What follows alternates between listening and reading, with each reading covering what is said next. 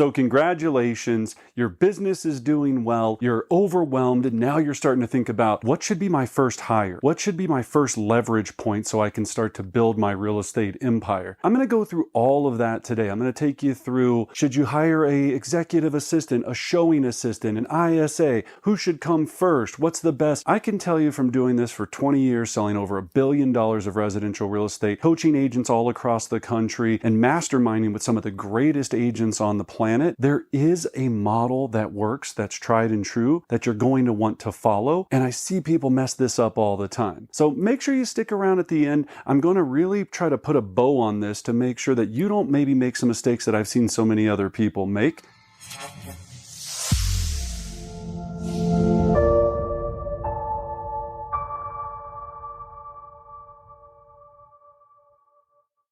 If you haven't already, hit the subscribe button, ring the bell so you can get all of our latest videos. My name is Brendan Bardick with Brendan Bardick Real Estate Coaching, where our mission is to train the most elite real estate agents and coaches on earth. Let's go ahead and jump on in. You're doing good business, or you're really busy and you're thinking, I need more help. Who should I hire first? So from looking at this all across the country, by far, the biggest challenge I see is, when can I afford to do this? So if you're thinking about when I can afford to do it, then what we're thinking about is as soon as possible. As soon as you can add leverage, you're going to want to add leverage so that you can grow.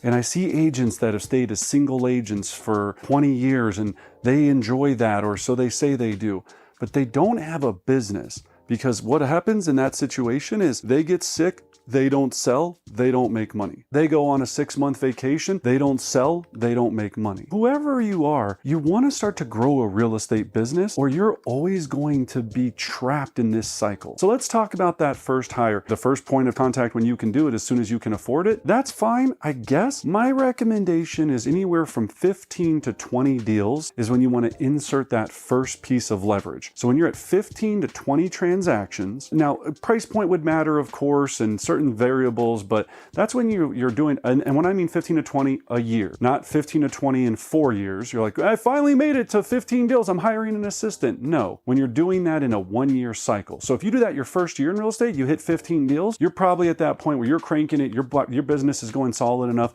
it's time to get some help. A lot of times people go, well, Brendan, should I get a transaction coordinator? Should I get a this or that? First of all, everyone on earth should be using a transaction coordinator on your first deal. I mean, it makes no sense why agents aren't doing this. You're talking $300 to $500 for someone to help process your deal, take it from start to finish. And I hear agents all the time, they go, well, I'm a control freak, I want to handle it myself. Or here's my favorite, I'm just really good at processing a file. What? You don't get paid for processing a file. That doesn't even make any sense. If you want to process files, go be an administrative assistant. Go be a transaction coordinator. Don't be a real estate agent, right? Come on. The first hire that you have to have has got to be your executive assistant. You're not hiring a TC, you're contracting a transaction coordinator to help you process files. The first hire that you're going to make is your executive assistant, and your executive assistant is going to, by far and away, hopefully be somebody that stays with you for years and years to come and ends up being your director of operations, your CFO, your CEO, who knows one day. But they're going to be taking care of a lot of these things. So here's the other pro tip I want to tell you when you're hiring your executive assistant. You've got to think about everything that they need to be doing so that you can be freed up to do more lead generation and more client interfacing. What I do see people screw up all the time is they hire an assistant and go, I want you to make my business better. The assistant's like, you want me to what and how? They don't have any freaking clue what they're supposed to do. They don't know. There wasn't this magical 10th grade course that said, here's how to be an executive assistant. So you have to take some time to prepare this. Figure out all the things that you need them to do. Number one, critical for me, CMAs. People go, what do you mean CMAs? My executive assistant's real goal for me is to produce as many successful listing presentations. And when I mean presentation, we have our listing mastery course, our CMA mastery course. I'm talking my entire package from CMA to contract to sample marketing to everything that goes into our packet so that all I need to do, and this is what my executive assistant did for years, they would drop off my packets to my house or have them available for me to swing by the office and grab them so I could go on all of my listing appointments for that week or the next day or whatever the rotation was. This is where people don't understand is how can you have your assistant do an executive assistant do a CMA for you? Train them to do a CMA. It's not brain surgery. They're not landing a space shuttle. It's a comparative market analysis. I have them do one after another after another. I always review it, of course, before I go in front of a client. I always give them some feedback at times. I don't want to be doing CMAs. A CMA can take anywhere from 20 to 30 minutes. I don't want to be producing a listing appointment. I want to leverage that to someone so I can keep myself on the phone, creating more business so I have more appointments. Think about it. You can train and teach somebody to do anything on this planet. Someone taught somebody how to do brain surgery. They do it every day. It's happening right now. You don't think you can teach somebody how to do a CMA? That's the huge one. CMA frees up my time. Listing presentations free up my time. They also train them to do all of my buyer consultation setups and all my showings if I'm doing showings and I'm working with buyers, right? If this is the beginning, you're doing kind of both or 70% listings, 30% buyers, whatever it is. So how they set up all my showings. And that's going to be tricky. They have to figure out timing and looking at all this, but it can be taught, right? So they're taking care of all of these things for me. I'm still keeping my transaction manager. I'm still paying them $350 and I have an executive assistant. I'm not having my executive assistant do TC work. That would not make any sense. So now I have my executive assistant. They're doing the things that are freeing me up.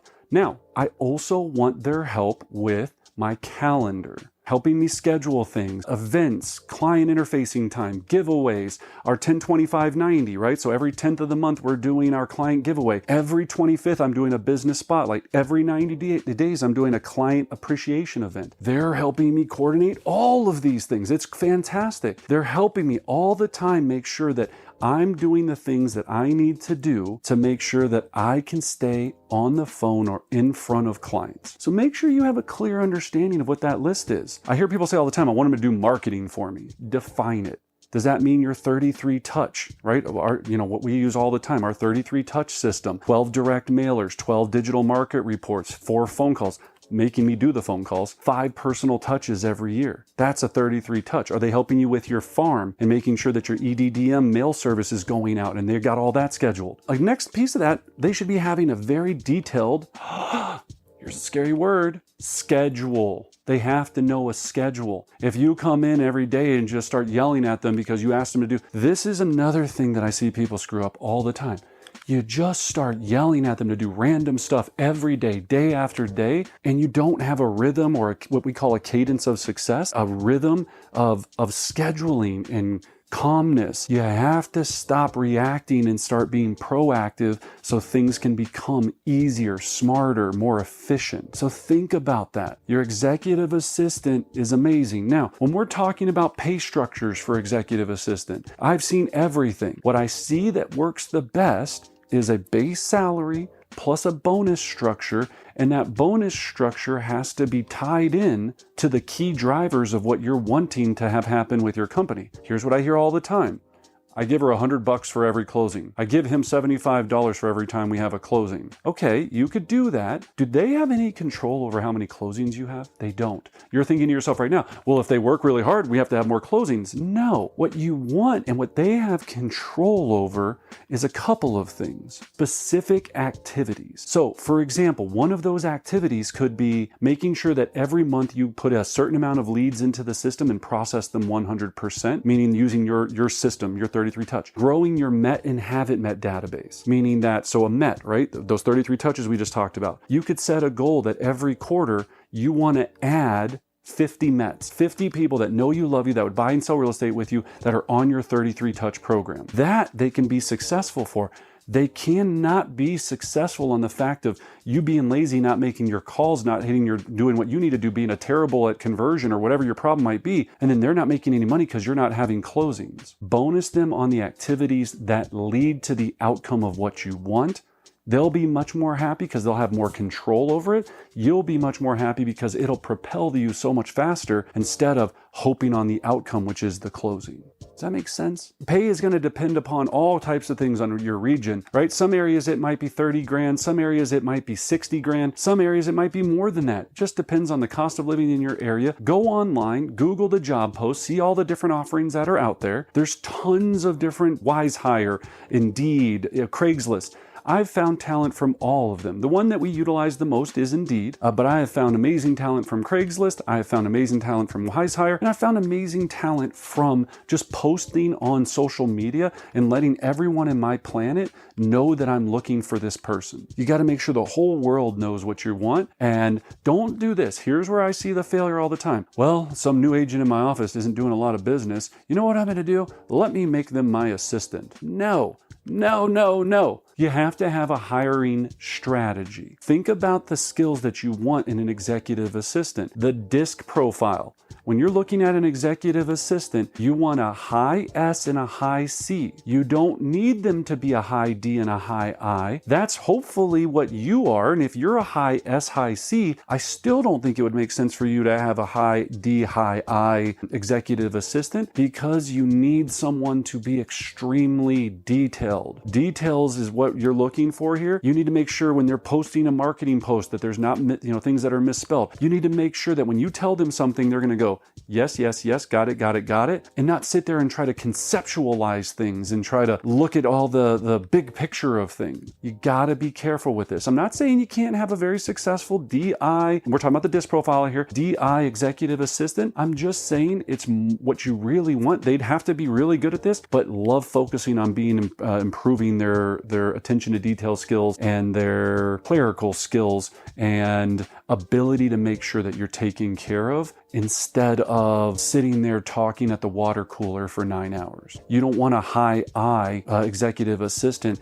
that's sitting in your office, doesn't do any work, and is talking to everyone and going, oh, hey everyone, how's it going? Oh, what's up? Hey, it's Brendan. How you doing? Oh, good. Oh, come over. Hey, how was the weekend? That's an I.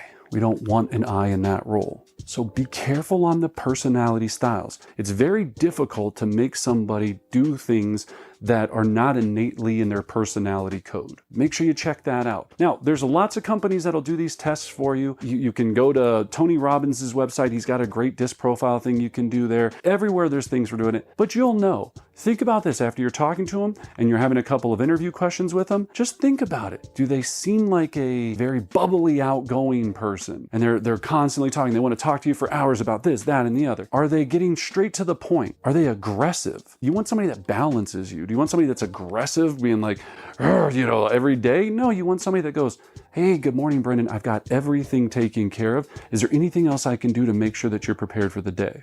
That's what you want. And they want to be that.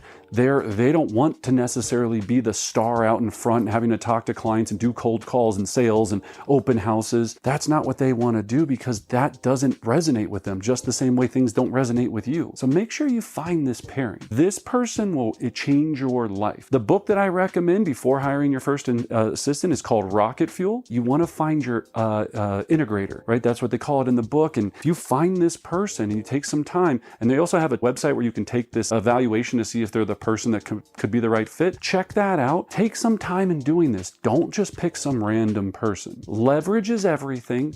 Your first hire should always be your executive assistant. In our coaching, our Elite Progression series, we talk about what's after that. The next step, all of those things so you can build your entire real estate team, right? We have a massive team that has TCs, executive assistants, director of ops, ISAs, all of those things, showing assistants, but there's a process to it and it all starts right here. Find an amazing executive assistant, take a lot of time in preparing before you hire them, make sure, and here's the thing, people go, well, I don't have 60 grand or 50 grand to pay an assistant. Remember, you're only paying them so much every month, 5 grand, 4 grand, whatever the number is. So if it doesn't work out and it's not the right fit, unfortunately, you just say goodbye to them. You don't want to do this, but if you do, you're not out 50 grand. Get out of your head. You're out 15 grand if you feel that they're not propelling you to the next level. But it's not their job to do that.